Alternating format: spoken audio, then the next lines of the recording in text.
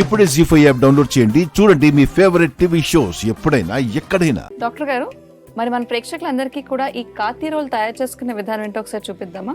అలాగేనమ్మా.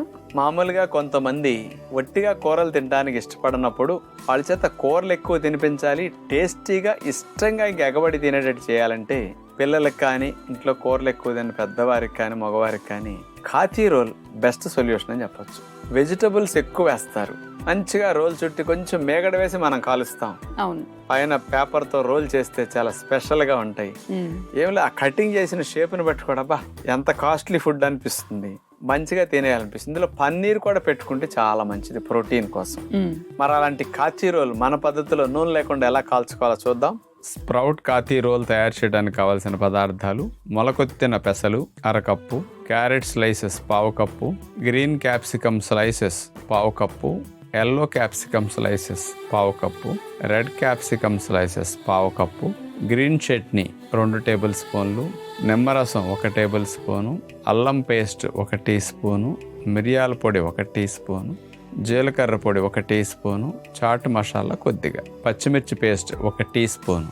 ముందుగా ఒక నాన్ స్టిక్ పాత్రలో మేగడ వేసేసి అది కరిగిన తర్వాత అందులో మొలకెత్తిన పెసలను వేసేస్తాం. ఆ పెసలను కొద్దిగా మేగడలో కదిపి కొద్దిగా వేడెక్కిన తర్వాత అందులో carrot slices, capsicum slices, yellow capsicum slices, red capsicum slices ఈ 4 రకాలు వేసిన తర్వాత మూత పెట్టి సన్న సెక మీద వేగనివ్వాలి. 4-5 నిమిషాలు అట్లా మగ్గనిస్తే అటు పెసలు, ఈ క్యాప్సికమ్ స్లైసెస్ ఇవన్నీ కూడా చక్కగా మగ్గుతాయి. అందులో కొద్దిగా పచ్చిమిర్చి పేస్ట్, జీలకర్ర పొడి, చాట్ మసాలా కొద్దిగా, వీటన్నిటిని వేసి గరిటతో కలిపితే వెజిటబుల్ స్లైసెస్కి ఈ మసాలా పట్టుకుంటుంది.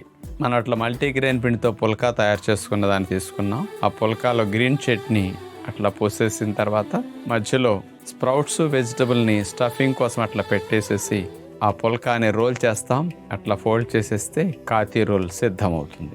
పిల్లలు ఎప్పుడైనా స్ప్రౌట్స్ తిన్నంటే ఇట్లా కాతి రోల్లా చేసి పెడితే ఈజీగా తినేస్తారు. చూసారుగా డాక్టర్ గారు చూపించినట్టు కాతి రోల్ని తయారు చేసుకునే విధానం ఏంటో.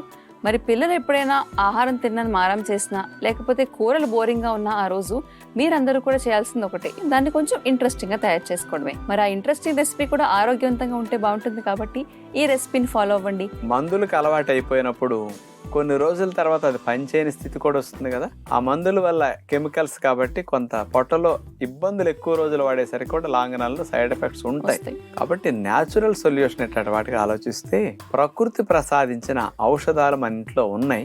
దాన్ని ఈరోజు కొనకుండా వాడుకోవడానికి నేను చెప్తానమ్మా.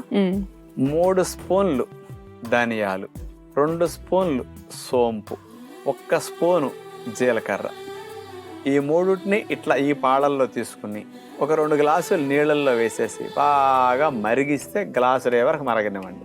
వడకట్టేసేయండి. ఆ పైన వీటన్నిటిని తీసేసి ఆ కషాయం లాగా ఏదైతే వస్తుందో దాన్ని ఇంట్లో పెట్టుకోండి.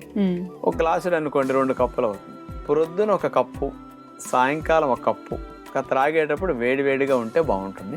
అందులో 1-1.5 స్పూను 2 స్పూన్లు తేనె కలుపుకొని దీన్ని 2 పూటలు అట్లా సేవిస్తే జీర్ణక్రియ మెరుగుపరచడానికి అద్భుతంగా పనికొస్తుంది. జీ5 యాప్ డౌన్లోడ్ చేసి అన్ని ఎపిసోడ్స్ పూర్తి ఉచితంగా చూడండి.